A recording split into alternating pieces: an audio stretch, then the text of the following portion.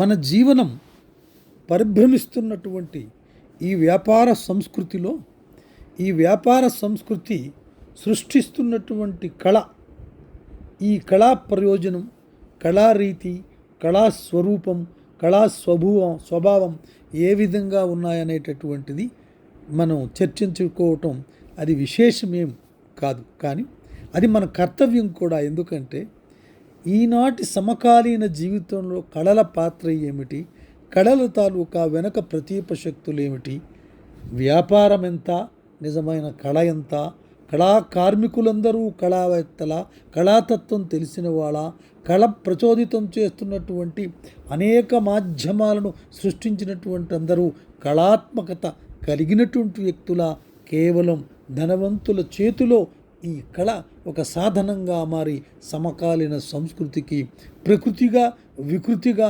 సకారాత్మకంగా, నకారాత్మకంగా కూడా ఏ విధంగా జీవితంలోకి ప్రవేశించి మనతో ఆడుకుంటున్నదో, గతంలో ప్రాచీనంలో ఏముండేదో కొద్దిసేపు మనం చర్చించడానికి ప్రయత్నం చేద్దాం.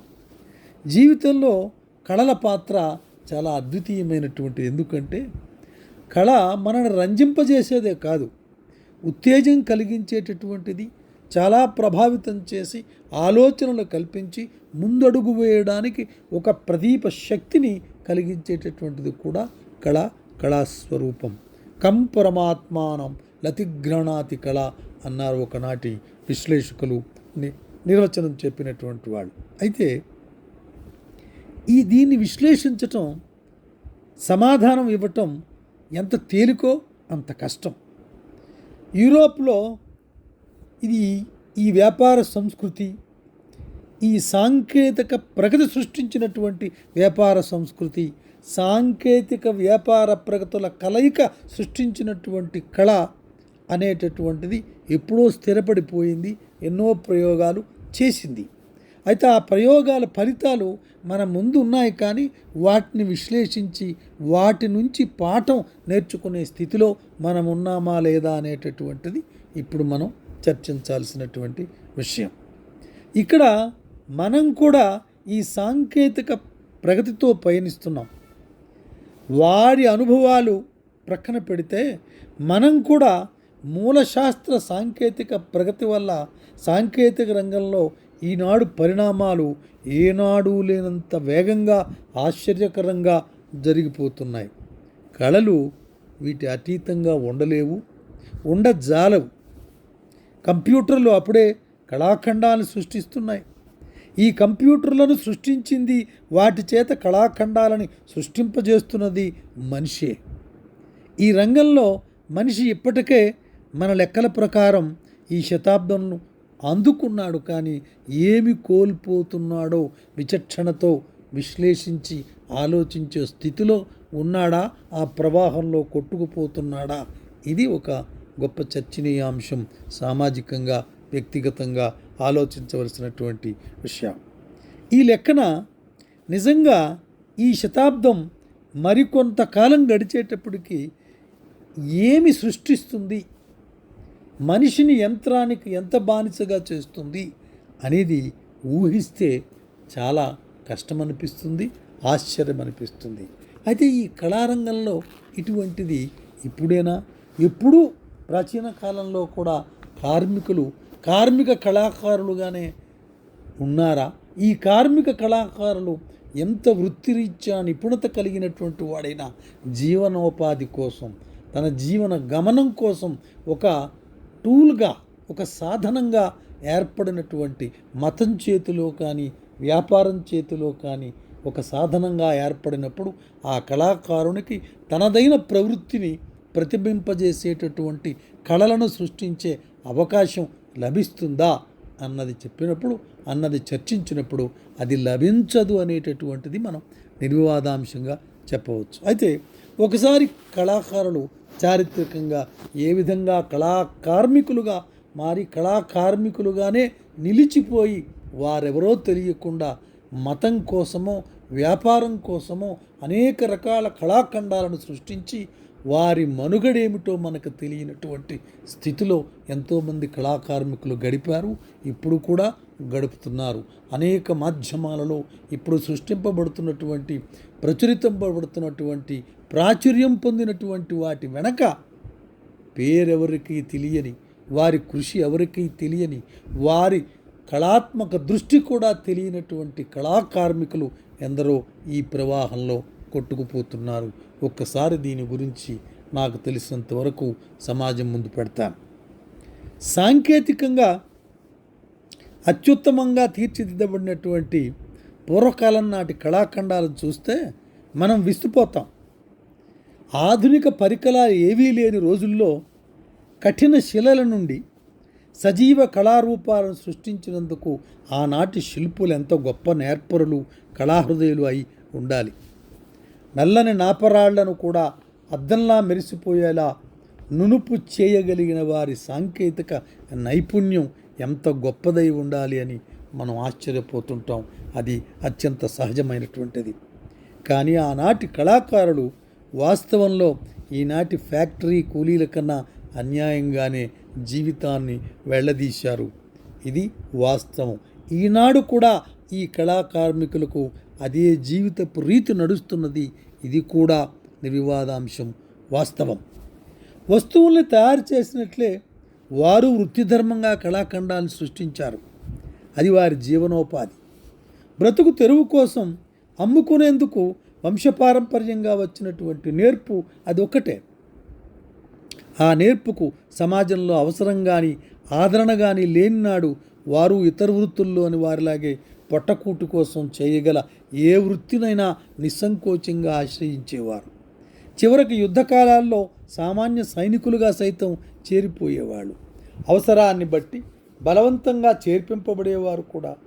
యుద్ధాల్లో ఓడిపోయిన పక్షంలో వారంతా గెలిచిన పక్షం వారికి బానిసలైపోయే సందర్భాల్లో ఇతర సాంకేతిక వృత్తుల్లోని నిపుణుల్లాగే ఈ కళాకారులు గెలిచిన రాజుగారికి గుళ్ళు, విలాస మందిరాలు కట్టి పెట్టేందుకు పనికొచ్చారు.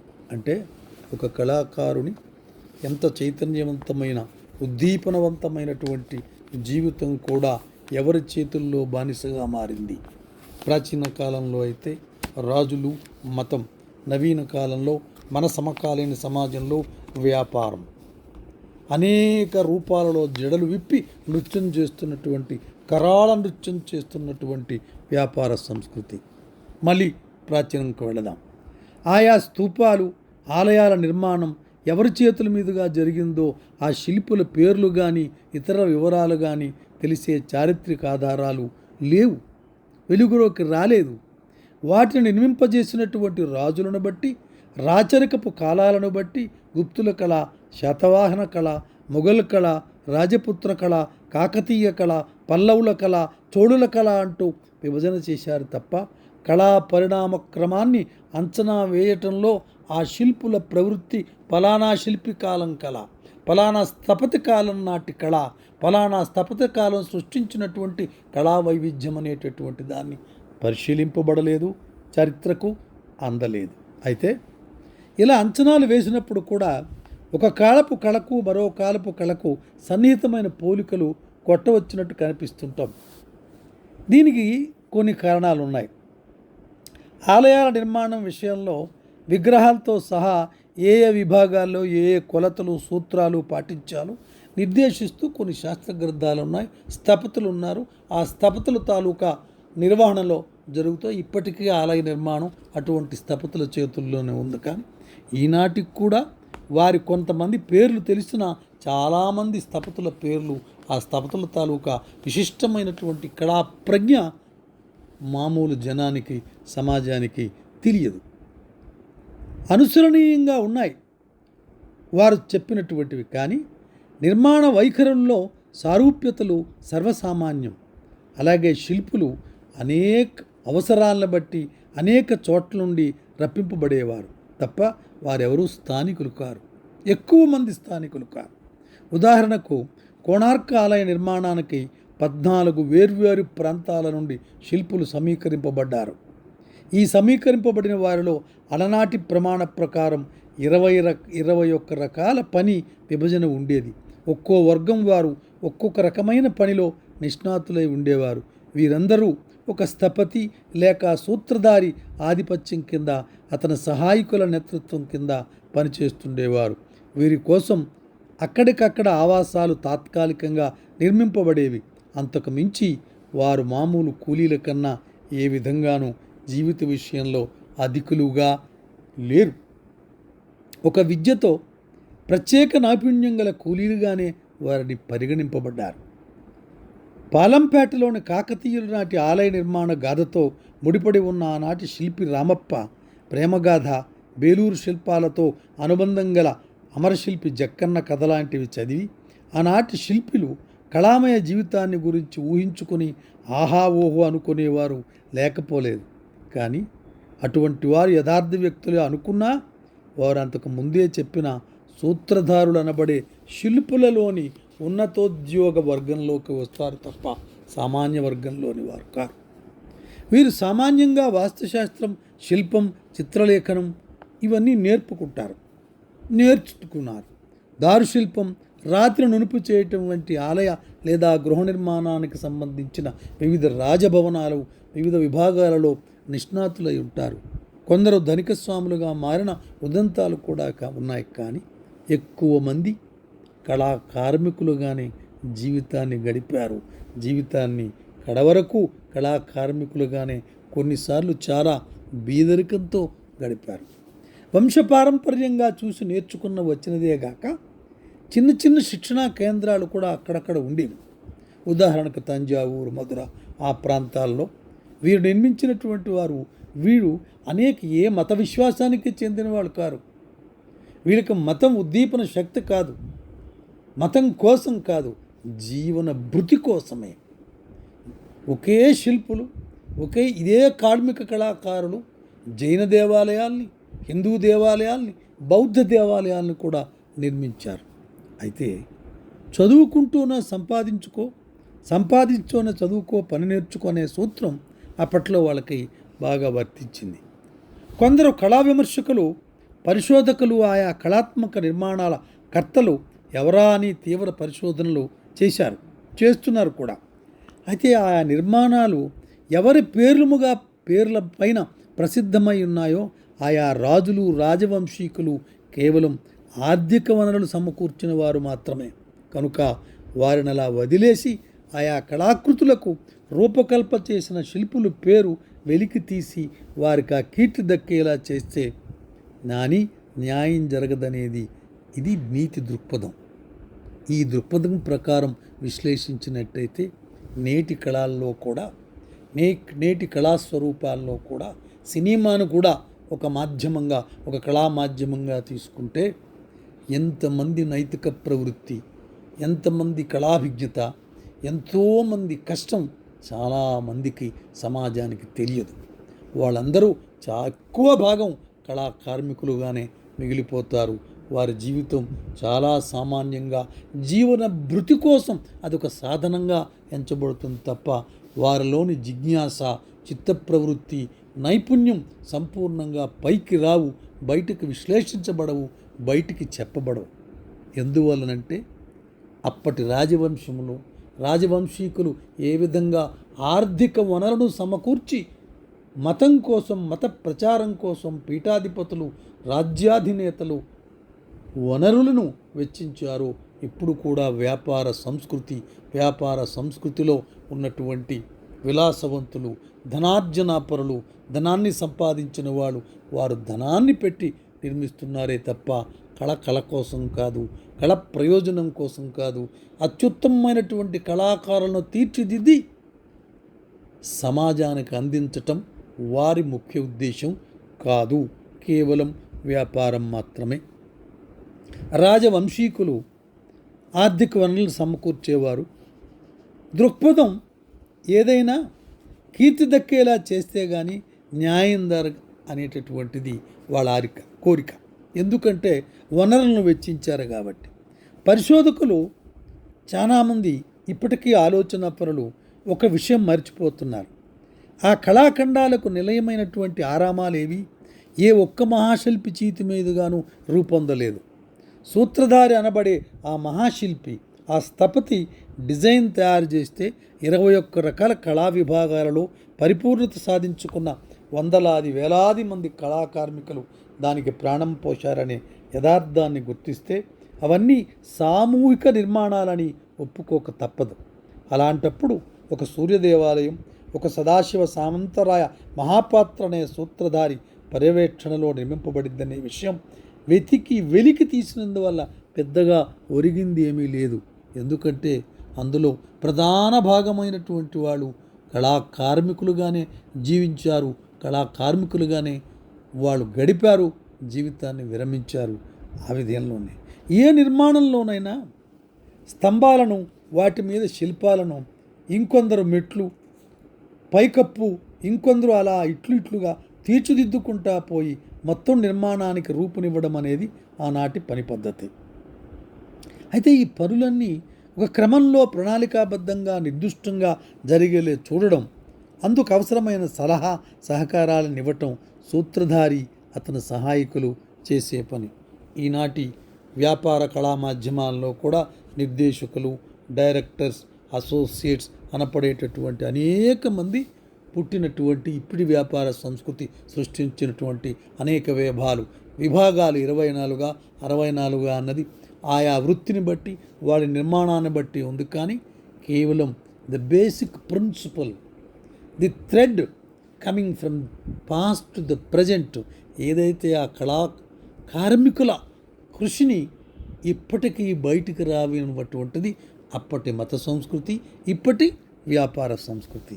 అందువల్ల ఏ కాలంలో, ఏ ప్రాంతంలో కళాకారులు పనితనం ఏ దిశగా అభివృద్ధి చెందింది, అందుకు దోహదం చేసిన పరిస్థితులు ఎలాంటివి అనే దృష్టితో పరిశోధనలు సాగితే సరైన కళా పరిణామ క్రమాన్ని అంచనా వేయగలుగుతాం. అయితే కళా నిర్మాణాలన్నీ ఎక్కువ భాగం మత ప్రాతిపదిక మీద నిర్మింపబడ్డాయి, మత ప్రచార లక్ష్యంతోనే జరిగాయి. అంత మాత్రాన ఆయా కళాకారులంతా ఆయా మతభావాల్లోంచే ఉత్తేజం పొంది అంతటి ఉత్తమ కళా సృష్టి చేయగలిగారనే ఆధ్యాత్మిక వాదుల అభిప్రాయం కూడా సరికాదు. ఎందుకంటే అతనికి అక్కడ మత ప్రమేయం కాదు, జీవనం, కూలి, జీవన గమనం, జీవన భృతి, ఇవే చోదక శక్తులుగా అతనితో పనిచేయించాయి. అందుకే ఒకే శిల్పి, ఒకే స్థపతి అనేక మత శాఖలకు చెందినటువంటి, అనేక మతాలకు చెందినటువంటి ఆలయ నిర్మాణానికి దర్శకత్వం వహించాడు, కీలక పాత్ర పోషించాడు. ఆయనకు మతమేముంది అక్కడ? జీవన భృతి, తన కళా నైపుణ్యానికి అవసరమైన వనరులు సృష్టించినటువంటి వాడు ఏది నిర్దేశిస్తే ఆ ప్రకారంగానే కళని, ఆ కళాస్తూపాలని, తన కళా కౌశలాన్ని వినియోగించాడు తప్ప తన వ్యక్తిగత ప్రవృత్తి, తన వ్యక్తిగత చిత్తవృత్తిని ప్రదర్శించేటటువంటి అవకాశం ఆ కళాకారుడికి, ఆ స్థపతికి, ఆ దర్శకునికి రాలేదు. ఎంతటి నైపుణ్యం గల కళాకారుడైనా కళాసృష్టికి కొంత ఉత్తేజం కావాలి, నిజమే. కేవలం జీవిక కోసమే రూపొందించే కళ అందుకు తగ్గట్లే నిర్లిప్తంగా మిగిలిపోతుంది తప్ప ఉత్తేజకరంగా ఉండలేదు. అయితే కళాకారుడు సంఘజీవి అని, అందులో అతను ఒక భాగమని మనం గుర్తించాలి. రాజులు ఆదరించి అనుసరించిన ప్రకారం చేసే మతమే సామాన్యంగా ప్రజందల మీద రుద్దబడుతుంది. అలాగే నేటి సంస్కృతిలో వ్యాపార సంస్కృతి తన ధనార్జనకు ఉపయోగించబడేటటువంటి ఏ కళాస్వరూపం కోరుకుంటుందో అదే ప్రజల మీద రుద్దబడుతుంది, అదే కళాకారుల మీద రుద్దబడుతుంది. అందుకే ఎంతటి కళాకారుడైనా కళాకార్మికుడుగానే నిలబడతాడు తప్ప నిజమైనటువంటి కళా నిర్వచనంతో కళోన్మీలనత చెంది కళాకారుడుగా వ్యవహరించగలిగేటువంటి అవకాశం ఈ వ్యాపార సంస్కృతిలో లేదు అని చెప్పక తప్పదు. అయితే ప్రచారానికి మరికొన్ని సాంఘిక అవసరాలు కూడా దోహదం చేస్తాయి కళలు. అలాంటి ప్రచార వాతావరణంలో జీవించే కళాకారుడు ఆ ప్రభావానికి అతీతుడుగా ఉండలేడు. ఉదాహరణకు మన అడ్వర్టైజ్మెంట్స్, ఆ వస్తువు పైన ఆ కళాకారుడికి నమ్మకం ఉందా? ఆ వస్తువు తాలూకా ప్రభావం తెలుసునా? ఇవేమీ కాదు, తనకొచ్చేటటువంటి ధనం, తనకొచ్చేటటువంటి ప్రాభవం, ఈ రెండింటిపైనే చేస్తాడు తప్ప అందులో సమాజానికి ఉపయుక్తమైనటువంటి ఆలోచన కానీ, సమాజానికి ఉపయుక్తమైనటువంటి కళాభిజ్ఞత, కళాశీలత, కళౌన్నత్యం, కళల ప్రయోజనం తెలిసినటువంటి వాడు కారు నేటి కళాకారులని మనం చెప్పక తప్పదు. అయితే అతనితో ఈ పని చేయించుకునే పోషకులు ఆదేశాలను విస్మరించలేడు కళాకార్మికుడు. అలాంటి పరిస్థితుల్లో అతను సృష్టించిన కళారూపాలను మతపరంగా కాక కళా విలువల దృష్ట్యానే పరిశీలించి అంచనా కట్టాలి అంటే కేవలం అతని చిత్రకళ ప్రతిభకు మాత్రమే అంచనా వేసేటప్పుడు కళా కౌశలత ఆ వ్యక్తి యొక్క లేక ఆ నటుని యొక్క ఆ కళాకారుని యొక్క కౌశలత్వాన్ని మనం అంచనా వేయాలి తప్ప మిగతాదంతా ప్రచార సాధనాల కోసం, ప్రచార మాధ్యమాల కోసం, జీవన భృతి కోసం, అధిక ధనార్జన కోసం చేసేటటువంటి ఒక కళా కార్మిక ప్రవృత్తి తప్ప నిజమైనటువంటి కళాత్మక ప్రవృత్తి కాదు అని చెప్పక తప్పదు. మతం వల్ల ప్రభావితుడై మహోన్నత కళా సృష్టి చేశాడని కానీ, మత పిచ్చిలో అజ్ఞానంగా కళను వృధా చేశాడని కానీ మనం అనలేం. ఎందుకంటే అది అతని జీవన భృతి. ఇప్పుడు కూడా ఆధునిక కళా ప్రపంచంలో చలనచిత్రం కానీ, గొప్ప చిత్రం కానీ, లేక ఒక దేవాలయం కానీ, ఒక మండపం కానీ, గొప్ప కళాకృతి కలిగినటువంటి చాలా కళల విలువలు కలిగినటువంటి సృష్టి కళాకారుని యొక్క చిత్త ప్రవృత్తికి అనుగుణంగా ఉన్మీలనానికి ఉపయోగపడే సాధనంగా నిర్మింపబడటం లేదు. జీవన భృతి లేదా అధిక ధనార్జన అనేటటువంటి ఉత్ప్రేరకాల వలన చేస్తున్నటువంటి కళా కార్మికుడు తప్ప నిజమైనటువంటి కళాకారుల్ని అతి కొద్దిమంది ఎక్కడో సత్యజిత్ రే లాంటి వాళ్ళను తప్ప ఈ వ్యాపార సంస్కృతి సృష్టించజాలదు. ఇది వ్యాపార సంస్కృతి. దీని గురించి యువత అధ్యయనం చేసి తెలుసుకొని ఏది ఆదరించాలి, ఏది ఆదరింపబడాలి, ఏ కళా కౌశలాన్ని మనం ప్రస్తుతించాలి, ఏ కళా కౌశలం గురించి మనం విస్తృతంగా అధ్యయనం చేయాలనేటటువంటి ఒక క్రమశిక్షణ కలిగినటువంటి జ్ఞానాన్ని ఏర్పరచుకోవాలంటే దీనిపై కృషి జరిపి నేర్చుకోవలసినటువంటి అవసరం సమాజానికి ఉన్నదని చెబుతూ మరొక్కసారి యువతను కళల గురించి, కళా సృష్టి గురించి, కళా నిర్వచనం గురించి ఎంతో సాహిత్యం లభిస్తుంది. దాన్ని చదవమని ప్రార్థిస్తూ థ్యాంక్ యూ వెరీ మచ్.